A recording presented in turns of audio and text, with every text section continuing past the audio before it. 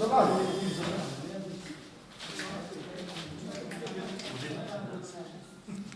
الله الرحمن الرحيم. أيها المواطنون الأعزاء، أيها الصحفيين، مرحبا بكم في نقطتكم الصحفية اليوم، والتي تتميز بتسجيل 64 حالة جديدة، 35 حالة شفاء، ونأسف لتسجيل 6 حالات وفاة، من بينها حالتان مجتمعيتان، هما شخصان توفيا قبل الوصول إلى المستشفيات، ونترحم على أرواح كل هؤلاء الشهداء، ونرجو لذويهم الصبر والسلوان. وهكذا يكون عدد الحالات التي تم تسجيلها في البلد وصل اليوم إلى 947، مع 104 حالات شفاء و49 حالة وفاة.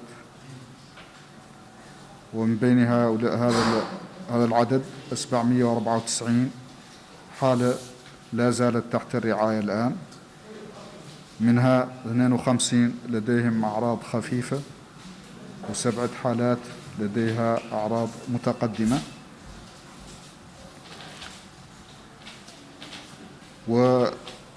وتتوزع حالات الشفاء كالتالي: 32 شخص من تبرق زينة تم شفاؤهم، و3 أشخاص من مدينة روسو فيترارزا. أما بالنسبة للتشخيص، وقد تم إجراء اليوم 680 فحص، من بينها 56 فحص للمتابعة و624 فحص للتدقيق، وهو ما يجعل عدد الفحوص التي تم إجراؤها حتى اليوم هو 11041 فحص. أما فحوص اليوم فتتوزع بين 583 في نواكشوط، وهذا العدد يرتفع نارا لإجراء قرابة 300 فحص لدى مواطنين العائدين من الخارج. تم إجراء الفحوص السريعة لهم عند وصولهم للمطار يوم أمس. وكذلك لدينا 7 فحوص من آدراب، وفحص من العصابة، و29 فحص من نواذيبو، وفحصان من الترارزة.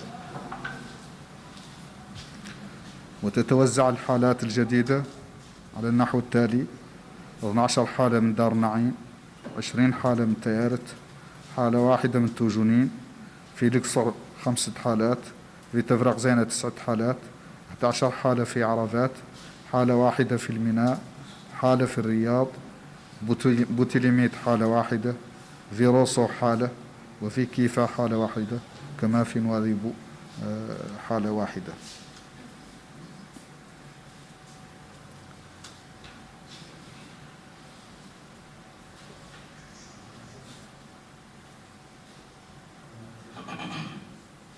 Chers citoyens, chers journalistes, bienvenue dans votre point de presse quotidien sur la situation épidémiologique du Covid-19 dans notre pays, qui se caractérise aujourd'hui par l'enregistrement de 64 nouveaux cas et de 35 guérisons. Nous déplorons 6 décès qui se sont produits au cours des dernières 24 heures, dont 2 avant l'arrivée aux structures hospitalières. Rahmatullahi alayna wa alayhim. Ainsi, le nombre total de cas enregistrés dans le pays a atteint 947 cas, dont 104 cas de guérison et 49 décès. 794 cas encore suivis dans les structures de santé ou au niveau communautaire. Parmi ce nombre, 735 ne représentent pas du tout de signes. 52 présentent des signes légers, alors que 7 personnes quand même représentent des signes d'infection avancés. On espère qu'ils seront guéris tous.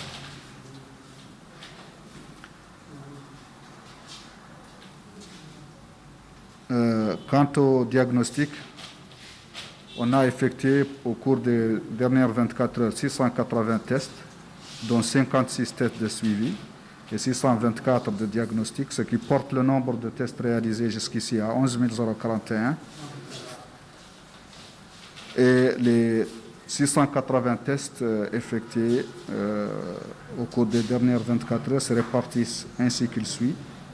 583 tests en Nouakchott, dont près de 300 effectués auprès de nos citoyens rapatriés de l'étranger.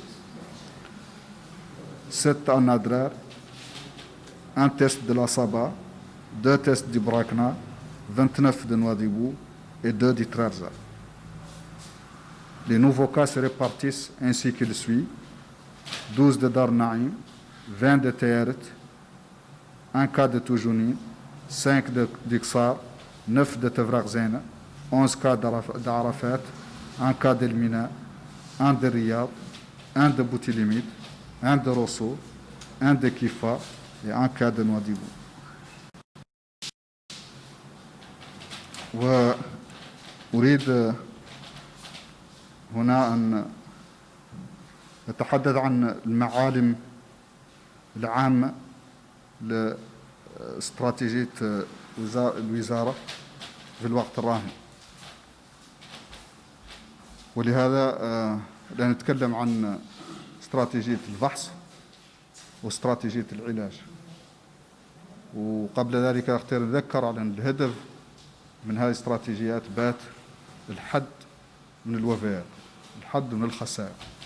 وبالتالي استراتيجية التشخيص تنبني على أساس على أن عندنا أعراض مشابهة لأعراض مرض كوفيد-19، وبالتالي بلغناها للناس كاملة وعبأنا عليها الناس كاملة، والله يعني ياسر من الناس عاد يعرفها. وهي عبارة عن حمى وكحة، أحيانا ضيق في التنفس، وخاصة إلى أن يزاد عليهم مخالطة معروفة الحد مصاب بهذا المرض. حد كامل عنده ذي الأعراض لا نحاول نعدلوا له فحص سريع. يا غير مولي الأشخاص اللي وعدل لهم الفحص السريع لا يزاد هما يعدل لهم نوع من التمايز باللي فهم الأشخاص اللي يعدل لهم فحص سريع لا على أنهم كانت عندهم حالة مخالطة ولا عندهم مشكلة هما من أنفسهم، وفهم الحالات اللي ما عندهم أعراض يقر عندهم عوامل الخطر. وعوامل الخطر هي اللي تكلمنا عنها: السن المتقدمة أكثر من 65 سنة، وحالات أمراض مزمنة كيف أمراض القلب والشرايين وأمراض الكلى والسرطانات وإلى آخره، الأمراض المزمنة المعروفة. إذن حد ما عنده أعراض يقر عنده هذه المخاطر اللي يمثل الأولوية الثانية اللي نعود عنده إصابة قد تتعقد. وفم الحالات المستعجلة اللي هي الحالات اللي الناس أرواقيج يعودوا عندهم أعراض وعندهم في نفس الوقت معالم الخطر، وهذا يعد لهم الفحص السريع. ولين يجي إيجابي الفحص السريع لا يمشى شغل المستشفيات. طبعا لأنه يعدل الفحص السريع لا يعدل لهم الفحص التأكد، لا يقبل منهم عينة الفحص التأكد. يقر بين مع توخى عينة الفحص التأكد لا يمشى شغل المستشفيات، ولا يعودوا تحت الرعاية في المستشفيات لعل لا قدر الله يحتاجوا لعناية خاصة.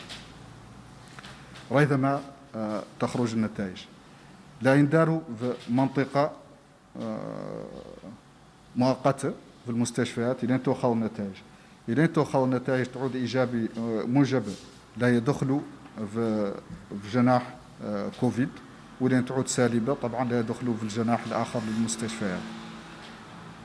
أيضا هذه الأشخاص اللي ذكيفتهم كيف قلت عندهم عوامل خطر وعندهم أعراض وعدل لهم فحص سريع وجاء موجب.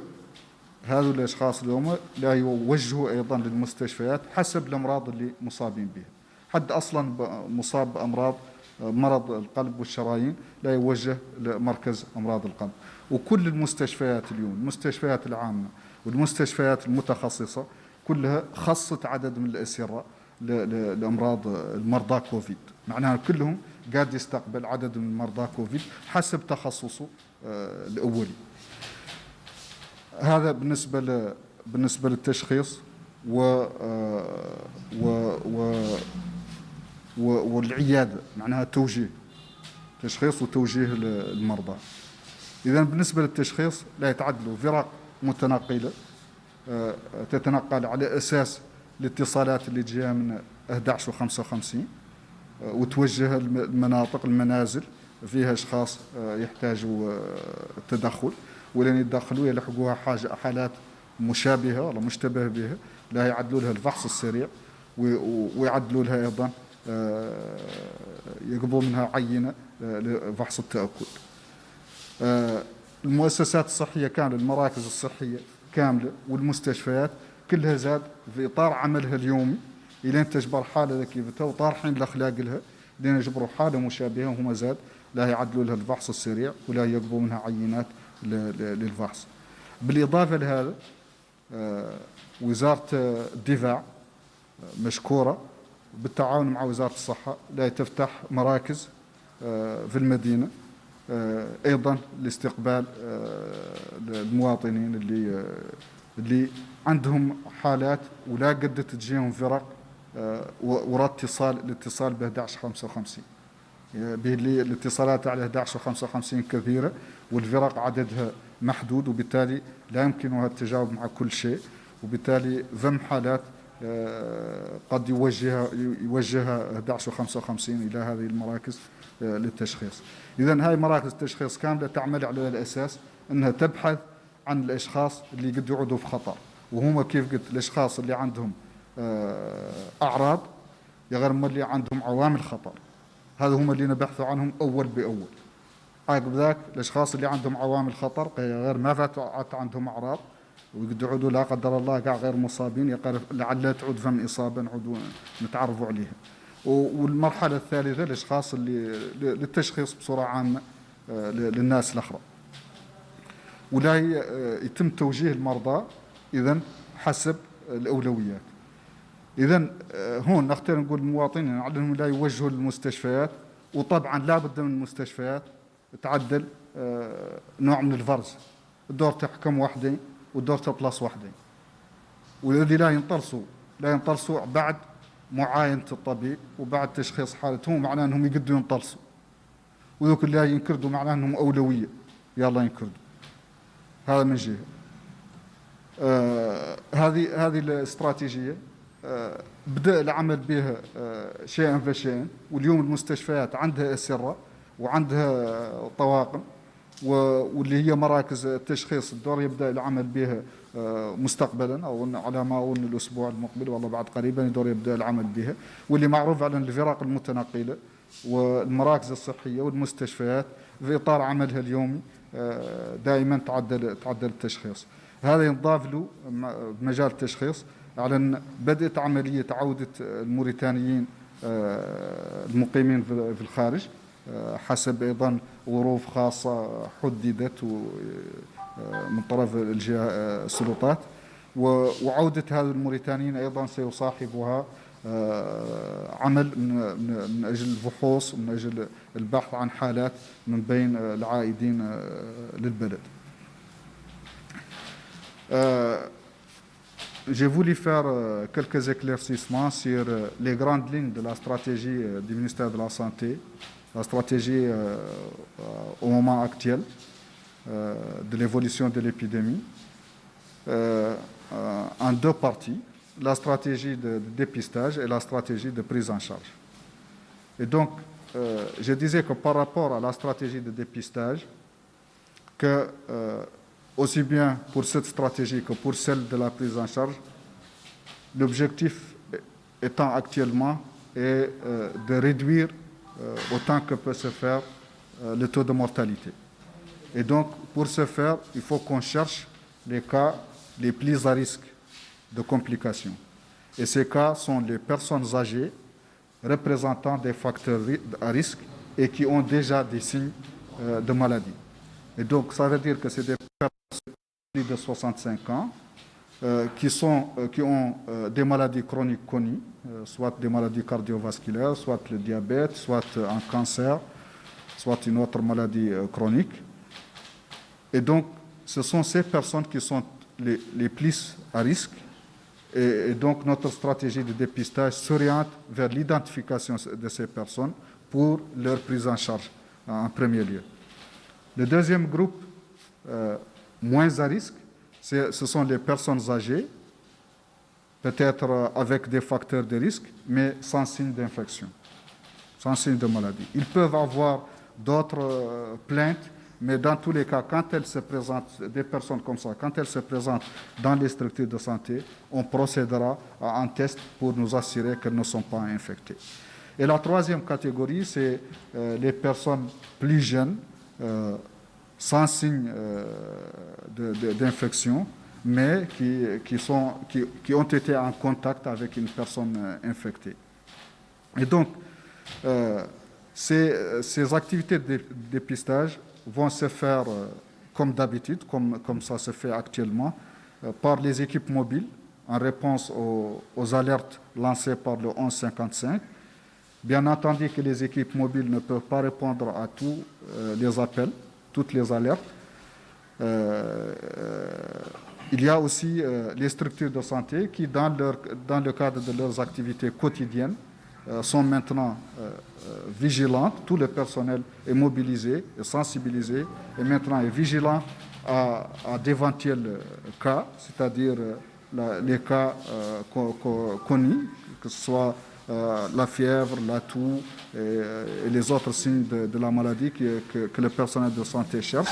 Et donc, dans le cadre de l'activité de routine des structures de santé, on fait le dépistage et suivant la même priorisation chez les personnes âgées avec facteurs de risque et présentant des signes en premier lieu, les personnes âgées sans risque en deuxième lieu et les personnes contact en troisième position.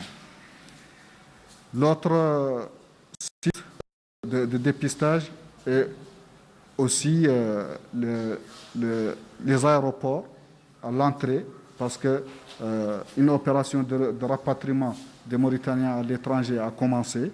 Et donc, dans les aéroports de Nouakchott et de Nouadhibou, on a mis en place des sites de dépistage pour les rapatrier. Et donc, le dépistage lui-même se fait avec le test rapide en premier lieu. Et quand ce test rapide est positif, on passe à un prélèvement pour la PCR. Et en attendant le résultat du prélèvement de la PCR, toutes les personnes prélevées, même s'ils ont un test rapide positif, sont renvoyées chez eux, sauf les personnes les plus à risque, les personnes âgées, les personnes présentant des facteurs de risque de comorbidité, c'est-à-dire qui ont d'autres maladies et qui présentent déjà des signes de maladie. Ceux-là, on ne peut pas les renvoyer à la maison. On va les mettre dans des zones tampons dans les hôpitaux en attendant de recevoir leurs résultats. Ils seront sous surveillance médicale et quand leurs résultats sortent, soit ils sont positifs, ils vont évoluer dans la partie Covid des hôpitaux, soit ils sont négatifs. Dans tous les cas, ils vont évoluer dans l'autre partie de l'hôpital parce qu'ils ont besoin de soins. Voilà, en quelques mots, la stratégie développée par le ministère de la Santé, qui a commencé déjà à fonctionner dans la plupart de ces points. Elle va être renforcée par des sites d'accueil qui seront mis en place par la santé militaire, en partenariat avec le ministère de la Santé, pour renforcer les capacités de dépistage et d'identification vraiment des personnes qui pourraient avoir besoin d'assistance en urgence. Ceci étant dit, je vous remercie et à demain.